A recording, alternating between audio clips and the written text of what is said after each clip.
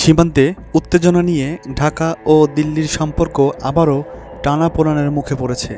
ভারতীয় সীমান্তরক্ষী বাহিনী বিএসএফ বেআইনিভাবে কাঁটাতারের বেড়া নির্মাণ করায় দুই দেশের সীমান্তে উত্তেজনা সৃষ্টি হয়েছে।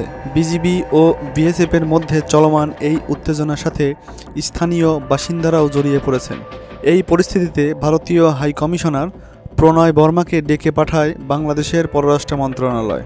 বৈঠকে সীমান্তে বিএসএফের উস্কানিমূলক কর্মকাণ্ড এবং দীর্ঘদিন ধরে চলমান সীমান্ত হত্যার বিষয়ে তীব্র অসন্তোষ প্রকাশ করেন বাংলাদেশের পররাষ্ট্র সচিব। তিনি দিল্লিকে স্পষ্ট বার্তা দেন, সীমান্তে উত্তেজনা সৃষ্টি করে এমন কোনো কার্যক্রম থেকে বিরত থাকতে হবে। ভারতীয় হাইকমিশনার প্রণয় বর্মা বৈঠক শেষে জানান, সীমান্তে নিরাপত্তা নিশ্চিত এবং অপরাধ দমন করতে ভারতের পক্ষ থেকে বেড়া নির্মাণ করা হচ্ছে। তবে উভয় পক্ষের মধ্যে সহযোগিতার মাধ্যমে এই সংকট সমাধান সম্ভব বলে তিনি আশাবাদ ব্যক্ত করেন। অন্যদিকে দিল্লিতে বাংলাদেশের ডেপুটি হাই কমিশনার নুরুল ইসলামকে তলব করে ভারতের পররাষ্ট্র মন্ত্রণালয়। ভারতের পক্ষ থেকে জানানো হয়, সীমান্তে বেড়া নির্মাণ অপরিহার্য, কারণ 4096 কিলোমিটার দীর্ঘ এই সীমান্তের অনেক স্থানে এখনও সুরক্ষা ব্যবস্থা দুর্বল।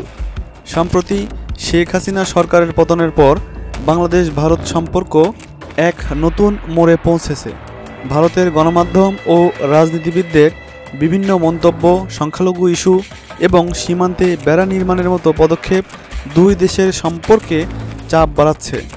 বর্তমান অন্তর্বর্তীকালীন সরকার ডক্টর মোহাম্মদ ইউনূসের নেতৃত্বে ভারতের আগ্রাসী আচরণের বিরুদ্ধে কঠোর অবস্থান নিয়েছে। স্বরাষ্ট্র উপদেষ্টা অবসরপ্রাপ্ত লেফটেন্যান্ট জেনারেল জাহাঙ্গীর আলম জানান, সীমান্ত নিয়ে পূর্ববর্তী সরকারের অসম চুক্তিগুলো পর্যালোচনা এবং প্রয়োজন হলে বাতিলের উদ্যোগ নেওয়া হবে। আগামী মাসে দুই দেশের মধ্যে উচ্চ পর্যায়ের বৈঠক অনুষ্ঠিত হবে। সেখানে সীমান্ত সমস্যার সমাধান নিয়ে আলোচনা হবে বলে জানিয়েছেন স্বরাষ্ট্র উপদেষ্টা। দুই দেশ সম্পর্ক উন্নয়নের দিকে এগোবে নাকি উত্তেজনা আরও বাড়বে তা নির্ভর করছে পরবর্তী কূটনৈতিক পদক্ষেপের ওপর।